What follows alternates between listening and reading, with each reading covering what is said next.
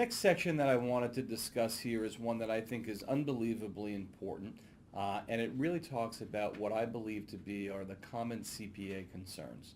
When you think about it for a minute, we're all consultative salespeople, right? Our industry, we are about influencing people to do things that are ultimately good for them.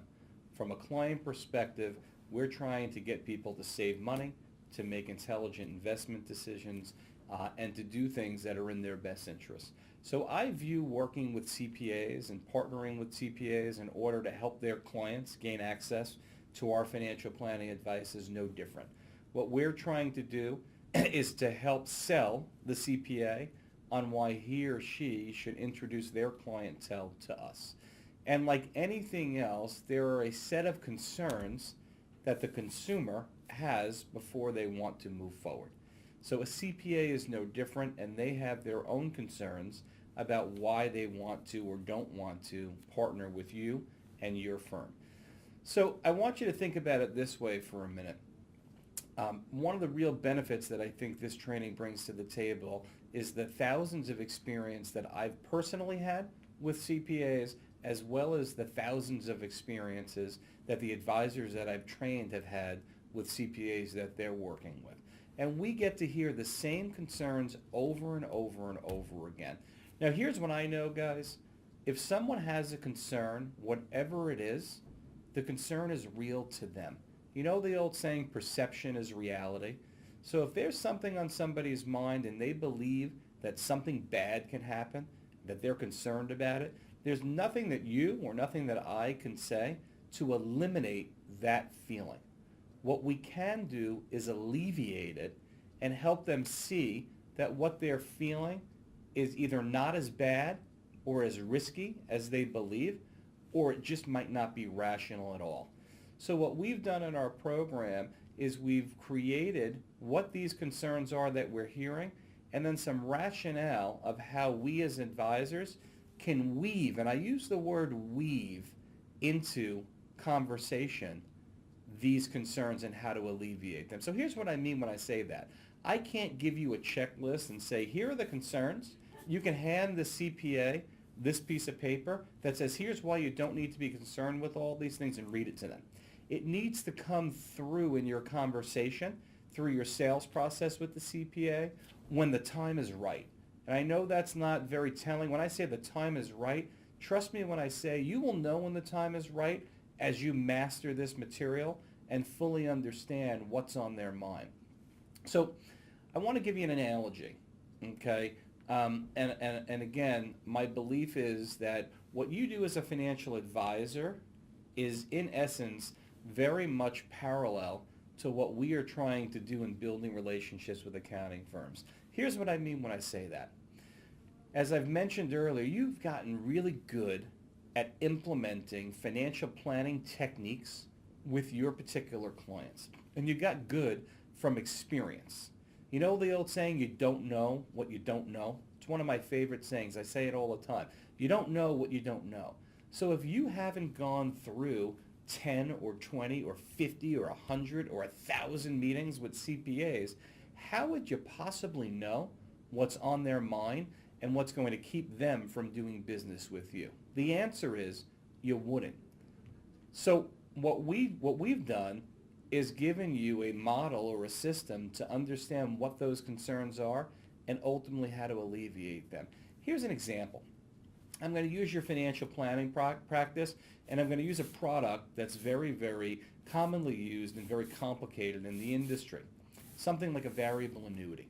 So here's what I'm going to tell you. The first time that you presented a variable annuity to a client, if at the end of that presentation the client said to you, well, what are the fees? Is it any more expensive to own an annuity? Are there any tax consequences? And is there anything associated with a death benefit? How do you think your presentation went?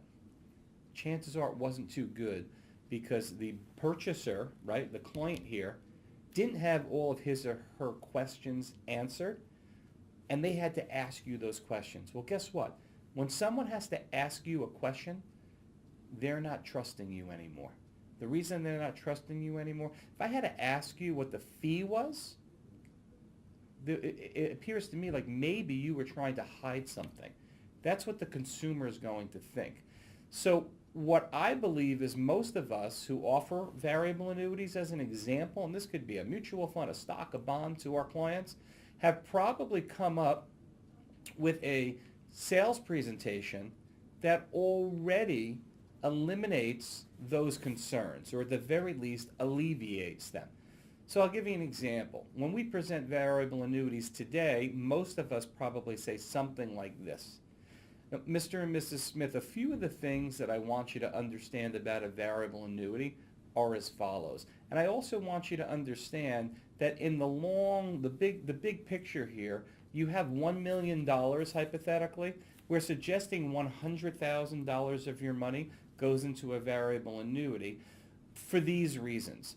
The first thing I want to tell you about variable annuities are there are surrender penalties. Generally, you need to keep that product for at least 8 years or you will pay a surrender penalty. So the fact that you have $900,000 of additional dollars of liquidity makes it okay and comfortable for me to suggest that $100,000 or 10% of your wealth is in a product that you can't get to right away. In addition, I've been concerned about your life insurance needs. Since you're uninsurable, this particular annuity has a death benefit guarantee. Now there's a cost to it and it costs X, but I think in your situation it makes an awful lot of sense. That cost is called a mortality and expense charge, and I believe that that fee of X% is very reasonable in your set of circumstances. Then the last thing that I wanted you to understand is that the tax consequences on annuities are a little different. You pay what's called a LIFO basis, which means last in, first out, which means you are going to pay taxes on all of the earnings first that come out of the contract, and then your principal will come back to you without taxes. And you should consult your tax accountant before we make a final decision on that. So with that all being said, I do think it makes a lot of sense. Do you have any questions for me? At the end of that presentation, what I could assure you is 9 times out of 10, the client is going to say, no, you've answered all my questions. Where do I sign? So here's why I share that with you. We made a great sales presentation. We were honest. We had integrity. And we already knew the questions that we could anticipate, and we alleviated them by talking about them and giving a rationale for why the product still made sense. That's how you influence behavior, and that's how you help people do things that are actually good for them. And that's what we've said a few times in the training so far. A good leader influences people to do things that they would not do without you. And that's in essence what we do with our clients. No different when we talk about working with accountants and helping them alleviate their concerns as it pertains to integrating financial services into their tax practice.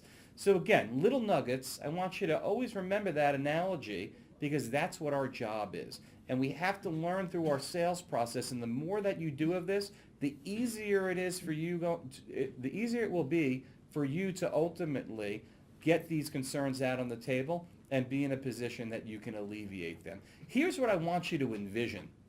I want you to envision yourself as a sharpshooter, and you've got that rifle in your hand, and you've got these concerns that we're about to talk about all queued up. And what you have to do is you've got the X on the target, and you're waiting for the right opportunity to be able to tell that client, or that in this case that CPA, what the concern is and why they don't need to be worried about it. So you don't literally tell them the concern, you weave some verbiage in that helps them understand that you're aware of their concern, and at the end of the day, you've got a system and a process and a way of doing business in place that will not let their concern come to light.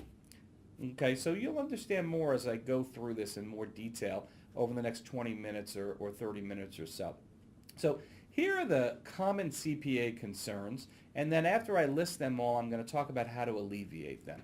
So the one common CPA concern that we hear all the time is simply loss of existing clients. So here's what I mean when I say loss of existing clients. You as the CPA refer one of your clients to me, and that client decides because of something that I did as the financial advisor to actually leave the CPA firm. So it could be they lost some money in the stock market. It could be lack of service. whatever it may be, many CPAs are concerned that if they go out and they refer one of their clients to you, you may very well not do the right job by that client in some way, shape, or form, and that might backfire and cause them to lose a valuable client. Very, very rational concern. We need to alleviate it. We'll talk about that in a minute. Second concern I want to mention is client perception. So what do I mean by client perception? What will my client feel if they understand that you, as the CPA, gave a referral to a financial advisor and there is some type of remuneration or compensation in it for the CPA? Will they feel as if the CPA is giving that referral for the right reasons? Very similar to my third concern, which is quality of advice versus money. Mr. CPA, are you referring to this particular financial advisor because of their high quality of advice, or are you referring to them because you believe that because there's a compensation piece in it for you? Fee-based versus transactional. Very important one, guys. Most CPAs are not believers in transactional compensation. They want their client to receive compensation, or to be charged, I should say, on a fee basis. They don't like commissions. They don't like annuities. They don't like whole life insurance. They don't like transaction charges. Now, I'm not sharing with you that that's the right or the wrong way to build a business, right? There's a place for every product as far as I'm concerned, and that's not my place to share that with you. What I'm sharing with you is the CPA firms are concerned with transactional business. They don't like that type of business, and they want to understand it, and they're concerned with the perception their client will have if you are a transactional-based advisor and if commissions are being charged, especially if they're sharing in them. It's a concern. We'll talk about how to alleviate it. Loss of referrals from other financial professionals. Well, John, if I go into business with you and you run my financial planning department, other financial professionals will no longer want to refer their clientele to me because they'll feel like I'm their direct competition. Reasonable concern. Licensure. Most CPAs do not want to take the time to go out and take any additional exams in order to be compensated. Now, every broker-dealer, every RIA, every insurance company has different rules and regulations about their licensing requirements. So you have to check with your particular firm's compliance department as to what's necessary.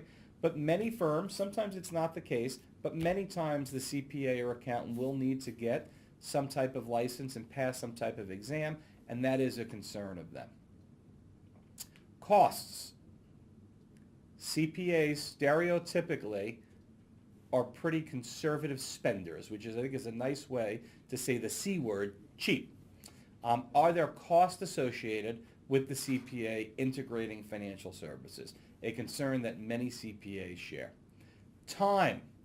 We are all really, really busy running our businesses. CPAs are absolutely no different at all. So one of the concerns that CPAs have is, can they give the time and attention to actually make this partnership or alliance program work? And then lastly, compliance and regulatory issues. And this is a big one. Most accountants find it very, very, very important to them that they continue to keep their CPA license clean. If that's not obvious, I don't know what else is.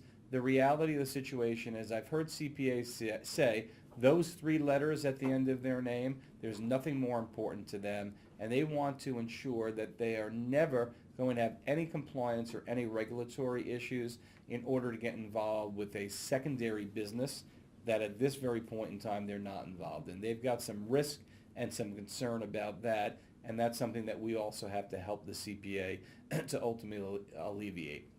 So there they are up in your screen. I want you to visualize those. You're going to see them again throughout our training and hear about it throughout our webinar program. But those are the common CPA concerns. As you look at those concerns, your job, as I said before, is to figure out how to alleviate each and every one of them throughout your 4 to 5 meeting sales process with these accounting firms. If you do that successfully, the chances of you getting that CPA to say, yes, I'd like to work with you, are very high. If you don't, the chances are, in my opinion, very low. Now, here's what's interesting. The CPA is not going to tell you why they're not doing business with you. They're not going to say, hey, John, I've been thinking a lot about it, and the reason I don't want to move forward and have you help me build a financial planning wealth management arm, it's client perception. I've been thinking about it a lot. I'm concerned about how my clients are going to perceive me. Or you know what? I'm concerned about loss of referrals from other financial professionals. They're not going to tell you that. Just like most of the time, the client buying the annuity doesn't say that I read an article that the fees in annuities are really high and that's why I'm not going forward. They just say no thank you. So you have to be consciously aware of this, and you need to take your opportunity throughout the sales process to, in your brain, not on a piece of paper, but in your brain, say, I'm going to address these concerns in a way that the CPA is going to say, John is aware of what's on my mind, he gets it, he understands me, and he has something in place to protect me and my clients. If we can do that as a team really well, from a client's perspective, from a CPA's perspective, your success is going to be unbelievable.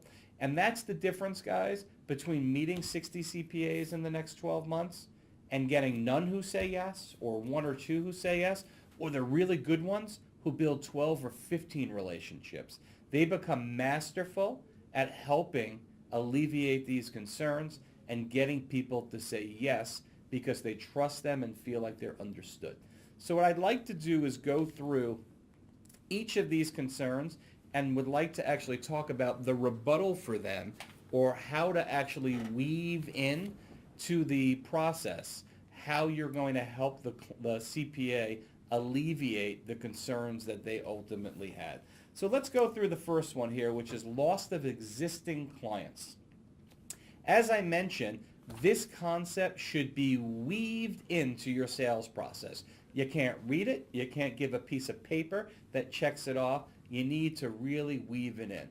So if you look on your screen, here's something that you can say throughout the course of your sales process in order to alleviate that first concern, which is loss of existing clients. Here's what I might say. Let's pretend for a minute the CPA's name is Ken. Ken, one of the things I want to make sure that you understand is that I truly recognize that when you give me a referral, the experience that your client has with me is a reflection on you. I take this very seriously, and I ensure that I create the right expectations for your client. The first expectation that I set is that you, as the client CPA, will continue to act as their fiduciary and oversee the financial planning process from 1,000 feet above, and not be involved in any specific investment recommendations. However, be there to make sure the big picture concepts are prudent. I will make two guarantees to your client. At some point in our relationship, their account will decrease in value. And I also guarantee your client that when that happens, because it is inevitable, I will be there to explain what's going on and to discuss the potential alternative actions to take based on their situation. I truly understand what a great leap of faith it is to refer another professional to your client, and will do everything possible to protect and enhance your relationship with your valued clients. So guys, if you read that and listen to what I just said carefully, here's what I really want you to understand. I didn't eliminate the concern, but I believe what I did is I made the CPA aware that I get it. I understand that they may be worried that if they refer someone to me, it may be a bad reflection on them if things don't go so well. But I want them to know that when I meet with their client, that I tee it up in such a way that they understand that the client is fully aware of how the relationship works, and that it should never be a poor reflection on the CPA firm. So hopefully you get where I'm going with that. I'm going to go through the others now as well. So the second major concern would be client perception. So again, how would we weave that in through our sales process? One of the ways we can weave that into our sales process is to say something along these lines. And guys, this is not the only answer. There are other ways that we can do this as well. Ken, one of the things that I believe is very important is that we explain to your clients as we are offering financial planning services to them that the advisory fee that we charge the client does not go up due to the fact that you are being compensated to be involved in overseeing that financial planning process. As an example, my advisory fee is 1%. I don't raise the fee to 1.5% to cover your compensation as the CPA. I continue to charge the client a 1% advisory fee and share a portion of that 1% fee with you for your time, your experience, and your knowledge. At the end of the day, your client wins by having you involved in their situation and does not have to pay your hourly rate to be involved in their financial planning. So hopefully you can see how that would alleviate the concern. Guys, CPAs don't understand that. They don't see that this is a win for their clients because the reality is if their clients want them involved and they know and we know they do. Let's face it, CPAs are the most trusted advisor to their clients. Their clients want them involved in the situation. We are simply not charging the client an additional fee, but the CPA spending his or her time and energy to make this introduction, and they already did the due diligence on our firm. So at no additional cost to them, they're in that position that they are able to get both heads, if you will, at the conference table and to be able to integrate the financial planning and the tax planning together, which from my perspective creates the win-win. If you think about that for a minute, that to me is the definition of 1 + 1 = 3. And when you position it that way to a CPA, and when he or she positions that way to a client, they're really able to see how this is in fact in their best interest. So let's move to the third concern, which is independence. Here's something you have to weave into your sales process. Ken, I'd suggest you consider calling your 5 or 10 most valuable clients and ask them this simple question. If I were able to interview several financial planning firms to find one that has integrity, experience, and a track record of helping clients reach their goals, and I was willing to spend my time as your CPA to oversee the financial planning process at no additional cost to you, would my involvement in that process be valuable to you? Ken, one of the things I understand that most CPAs struggle with in considering integrating financial planning into their tax practice is potentially losing their independence. As we discussed earlier, many times financial advisors do not act in their client's best interest. And I believe by the CPA not involving themselves in their client's financial planning decisions, your valued client may be very vulnerable to those unscrupulous financial advisors. Think about that for a minute, guys. As you weave that into your sales process, what you're truly doing is you're helping the CPA see that they're not doing the right thing by their clients by not being involved, and not to let one of their concerns that is truly not reasonable keep them from helping their valuable clients. You can't bury your head in the sand, right? And that's in essence, in a very nice way, what we're ultimately communicating to them. So guys, this is, hopefully you're seeing as I'm going through it, this is easy stuff. This is simply having a conversation throughout a sales process and making key points that in my opinion are all truisms that simply help the CPA get on the right track to say, hey, you know what? This is all about helping my clients, and there is a way to do this right. And it appears as if John, or in this case you and your team, have the plan. And that's where I keep saying if you have a plan, people will follow. You now are starting to develop the plan, and that plan is what's going to make these CPAs want to do business with you. Let's go through the next few.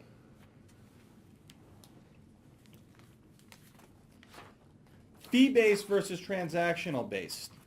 Again, we want to weave this into the presentation. Ken, one of the things that excites me about our potential relationship is the fact that our compensation structures are very similar. As you know, my firm's compensation is approximately 95% fee-based, which I believe will truly help your clients feel very comfortable, as it's very similar to how you currently bill your clients for advice, as a pay-as-you-go method. From time to time, transactional products may make sense for your clients. I think it would be a good idea that if at any time a product other than a fee-based product is going to be recommended, that I explain to you prior to recommending to your client to ensure that we are both comfortable the product is suitable for your client's financial needs. Think about that one for a minute, guys. CPAs and doctors are among professions that stereotypically, not saying I believe it to be true, but stereotypically are those who have very large egos and think very highly of themselves. What we've just done is we've put them in the driver's seat. We've basically said, you're really important.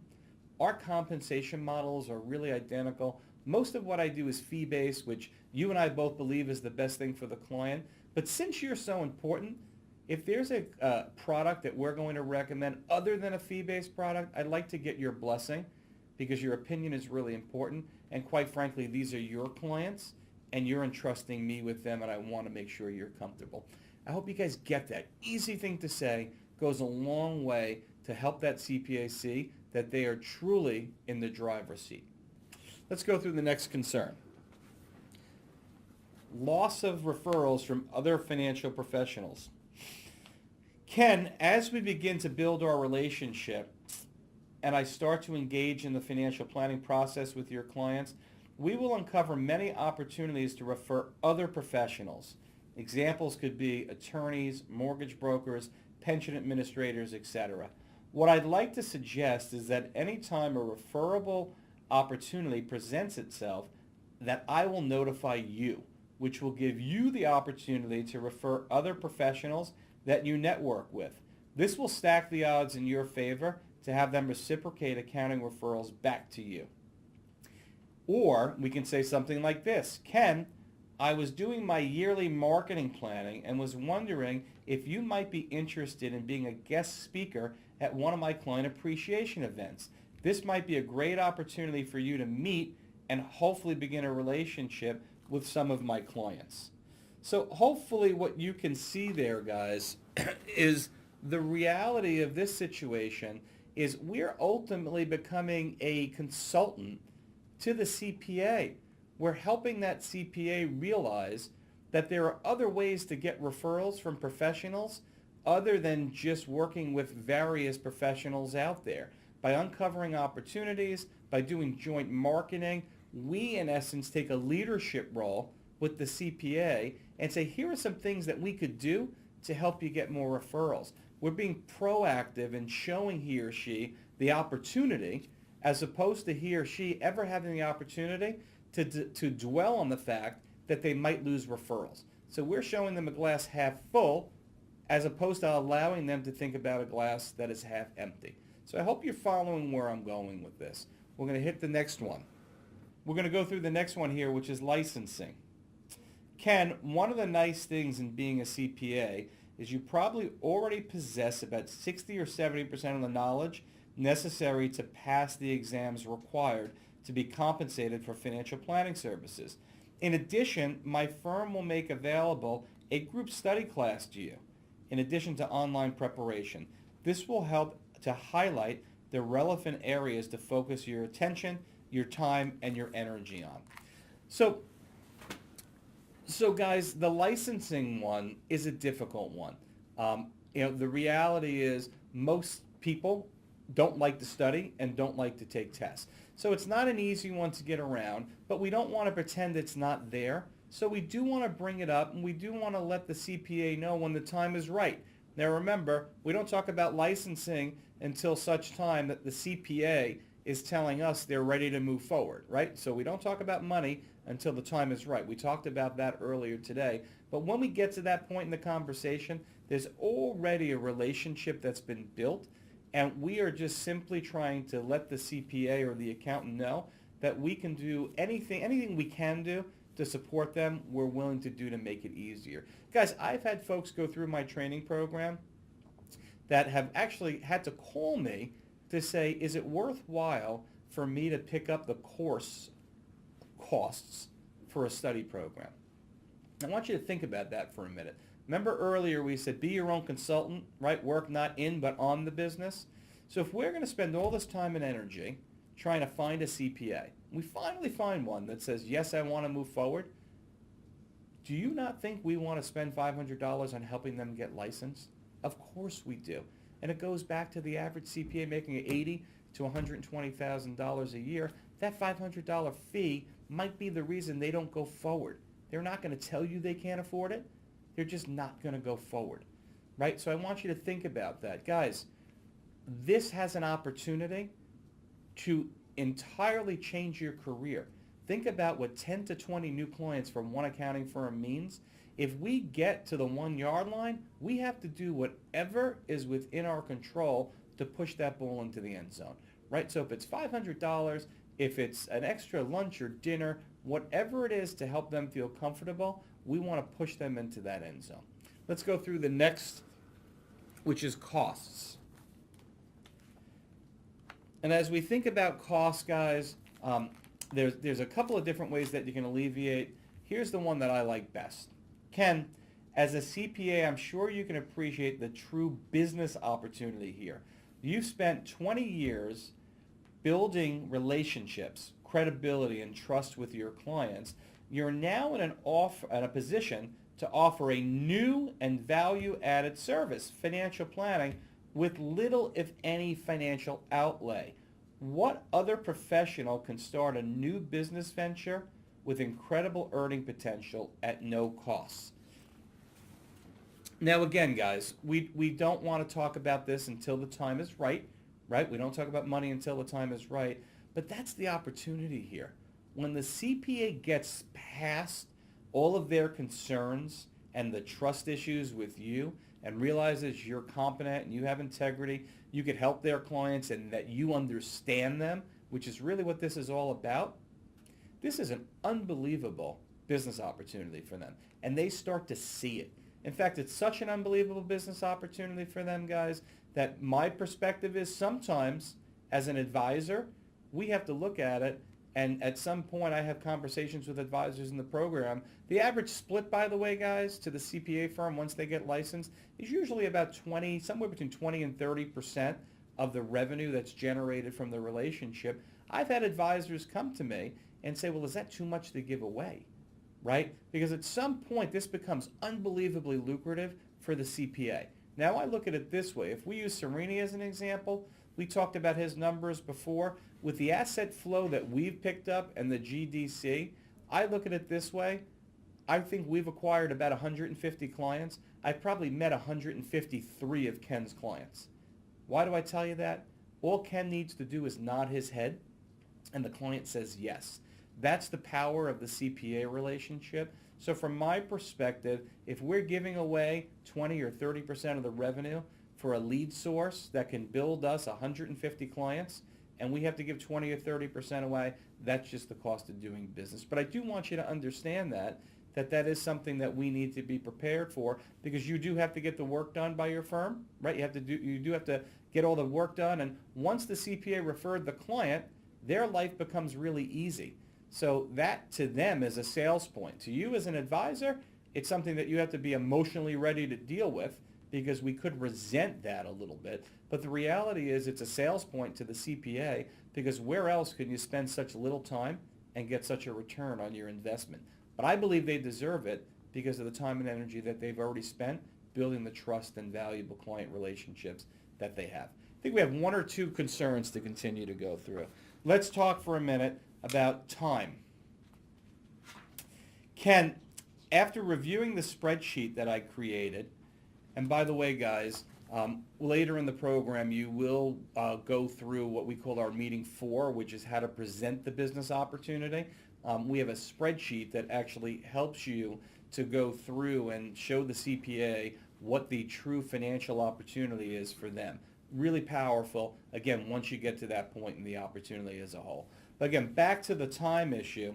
Ken, after reviewing the spreadsheet that I've created, showing a reasonable expectation for your compensation, hopefully you can see that integrating financial services into your tax practice has the potential to become the highest billable hourly rate activity.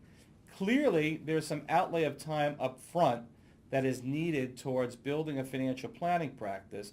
The beautiful part for you is that we will bring on new clients. As we bring on new clients, your time outlay will be limited as my staff and I will continue to take care of the servicing needs of the clients. Most CPAs that have integrated financial planning within their tax practice will tell you that the financial planning services is the activity that provides the highest billable hourly rate for their practice. So guys, I want you to listen to that one closely. CPAs work in a world of billable hourly rate. Whether it be their own time, their staff accountant's time, their junior partner's time, the way an accounting firm runs is based on billable hourly rate. So one of the things that I always try to bring them back to in the process is that term, because it's something that they are familiar with. And what I can share with you is this: once the relationships are built with their clients on the financial planning side, they will spend very little time, which will make their hourly rate unbelievable. Someone like Ken Serini is earning about $600 or $700 per hour on his financial planning business, because at this point it's built, it's in place, and myself as the financial advisor and my team, in essence, do everything. And Ken is very uninvolved in the situation at this point. He's really involved when it comes to tax planning and how my advice integrates into his tax planning. So it's a beautiful thing, and it's a term that they love, and a CPA has been taught to really work on driving their billable hourly rate, and it really truly resonates with them in a nice way. So lastly, I want to talk a little bit about compliance, and I want to talk about regulatory issues. As you know, CPAs are very conservative, and they are certainly folks that are in a position that they are very concerned about ensuring that getting involved in anything will not ever create any type of issue as it relates to compliance or regulatory issues. So one of the things that we've learned to say when the time is right and weave into our conversation is something like this: Ken, sometimes advisors at my broker-dealer call our compliance department the business prevention department. As you might expect, our BD has very strict compliance rules and policies. In fact, they're probably stricter than most. While some financial advisors may look at that as a negative, I look at that as a positive, as we both have way too much to lose. Having a strict compliance-driven company will ultimately help protect both you and I as we begin, to build a relationship together. So think about that for a minute, guys. Think about who a CPA is and what they stand for. They're conservative, they're detailed-oriented, they're fiduciaries for their clients. They want to make sure that they're dealing with a financial planning arm, especially if they're inviting us into their world as a partner or an alliance. They want to make sure that we feel the same way about taking great care of clients and always doing what's in the client's best interest. So that's really an important one to get out there, because not only does it help alleviate a concern, but it also lets them know that you have credibility and that you think about your clients just the way they do from a fiduciary perspective. So that sums up the concerns, guys. Here's what I'm hoping. I don't expect you to be able to regurgitate this right at this very moment, but I hope you get the concepts right now. And you're going to have your training manual to continue to review how to alleviate these concerns. We're going to do a whole webinar later in our curriculum that is designed to go through this again, because this is a really important one. But if you can truly understand what's on the CPA's mind, which is who your prospective client is in this case, and you can, as I said before, I love the analogy, you're a sharpshooter, you have your X, you're waiting, you have to be sitting there waiting for opportunities within your interactions with these accountants and CPAs that you're pursuing to be able to weave these little sayings in. And you can add your own, and you can change some of them. These are just some of my ideas and what has been very successful for me. If you can weave these things in, what's going to happen is when you get to the end of the day and it's time to make a decision, the CPA is not going to have any excuses why they shouldn't move forward. And that's the end of the game. That's what great salespeople do. And quite frankly, guys, that's what we're doing. We're selling to CPAs in order to convince them to allow us to help their clients, which we all know is a good thing for their clients, right? But that's what we're doing, guys. Make no mistakes about it. We are convincing these CPAs that this is the right thing to do, that they need to fulfill their fiduciary responsibility to their clients. And the only way we're going to do it is if they are comfortable with the approach and they truly believe that when they put their head on the pillow at the end of the night, that this is in their client's best interest and in their accounting firm's best interest. So this is a section, guys, that I think is unbelievably important. If you get it and you're with me right now, we're way on our way to having success. So with that, that ends our session here on how to alleviate common CPA concerns. And we're going to be back on in a little bit. And our next section, we are going to be talking a little bit more about the CPA sales process and beginning to get into meeting by meeting.